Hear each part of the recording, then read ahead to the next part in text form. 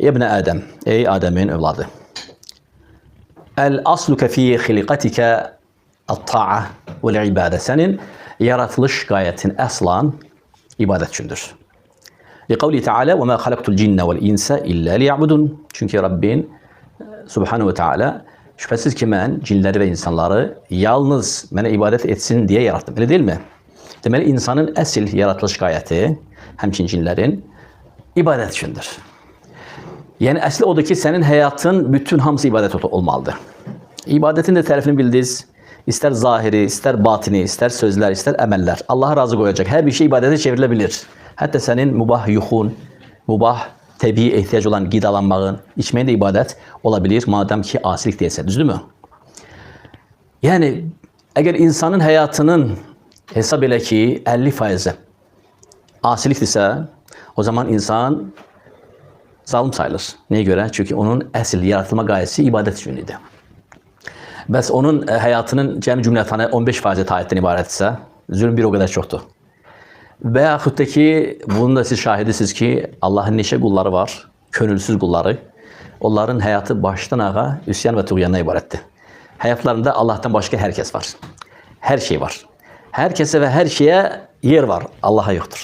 Yoxdur elə qullar, nə çoxdur onlar və onlar çoxluq təşkil edir üstündə. Onlar Allah-u Teala'nın cəhənnəm üçün xəlq etdiyi Adəmin zürriyyətidir. Həyat 100% asilik. Çünki iman yoxdur. Həmçinin buna qiyas eləmək olar o kəsləri ki, Allah'ı unutublar. Ya da başqa bir təbirlə Allah özünü onlara unutturub. Onlar Allah'tan uzaq düşüblər. Onların da həyatında taat çox azdır. Asiliklər çoxluq təşkil edir. Belə olduğu halda sən ən böyük zalimsən.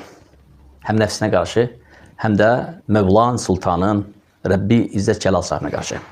Zülmün tərifini xatırladıram, hətta bilək ki, bu nə deməkdir? Deməli, sən əslin, yaratılma qayətin ibadət üçündür, düzdürmü? Baxın, biri xurmadır, qara xurmadır. Əcvə xurmasını gördünüz. Biri də kömürdür, köz.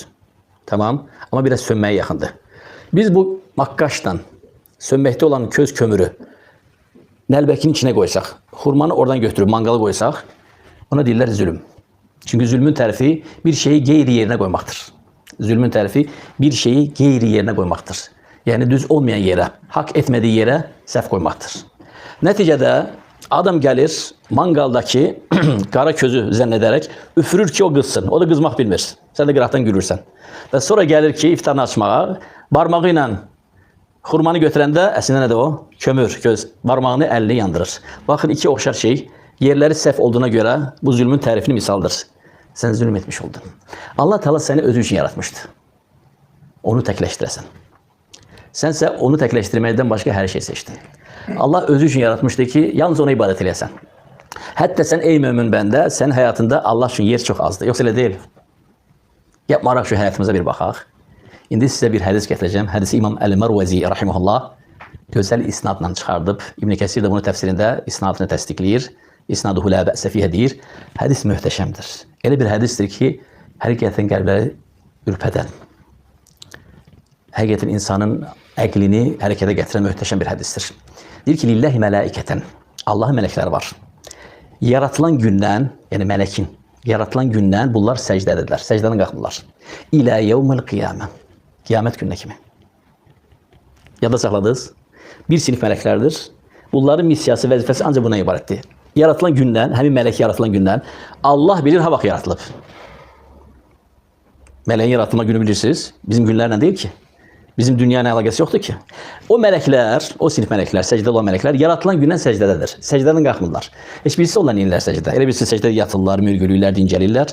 Subhanallahi bihamdi, subhanallahil azim, subhanallah bihamdi, subhanallahil azim, subhanallahil cəbarut vəl mələkut vəl kibriya vəl azama, subbuhun quddusun rabbun mələikəti və ruh, la ilahə illallah, subhanek, subhanek, subhanek, fasiləsiz təsbihlər, fasiləsiz ilə yevmil qiyamə. Hədisin davamına. Digər sinif mələklər var ki, onlar rükudadırlar, yaratılan gündən. Yəni bu mələklər, ikinci sinif, onlar da yaratılan gündən rükudadırlar, rükudan qalxmırlar. Kim üçün rükudadırlar? İzzət və Cəlal sahibinin huzurunda. Ha vaxt qalxacaqlar, sura üfürləndən sonra, qiyamət qopandan sonra. Bunlar da rükuda elə belə dincəlmirlər.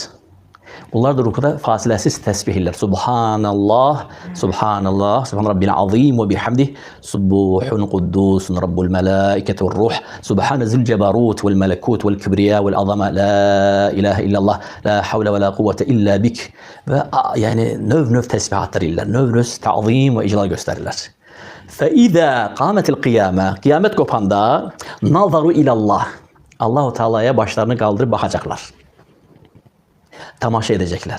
İlk defa bu baş verende kıyamet günü. Ki başlarını kaldıracaklar. Bakanda bize ne diyecekler? Özür isteyecekler.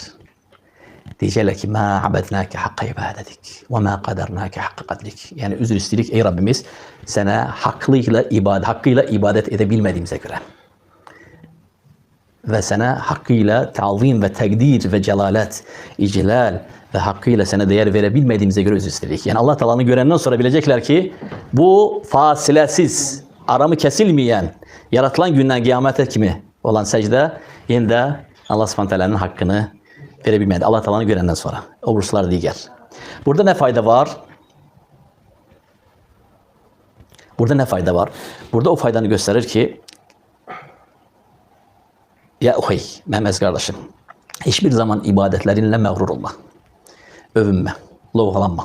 Ben böyle hayriyetçiyim, ben böyle ömreye gönderdim, hacca gönderdim, böyle iftarlar verdim, böyle işler gördüm, böyle ihsan emeller gördüm, ben bu kadar teheccüdüm, ben bu kadar hatmım, ben bu kadar işlerim, sen hiç ne yoktu. Aslan sen ve senin ibadetlerin Allah'ın özünündür. Ve Allah subhanahu teala asla sana ve senin ibadetlerden müstahına olan as-samed el-ferdellezî lem yelid ve lem yulad muhtaç olmayandır. Ve sen ne kadar ibadet elesen Allah subhanahu teala'nın aslında hakkıyla tekdir edebilmezsin.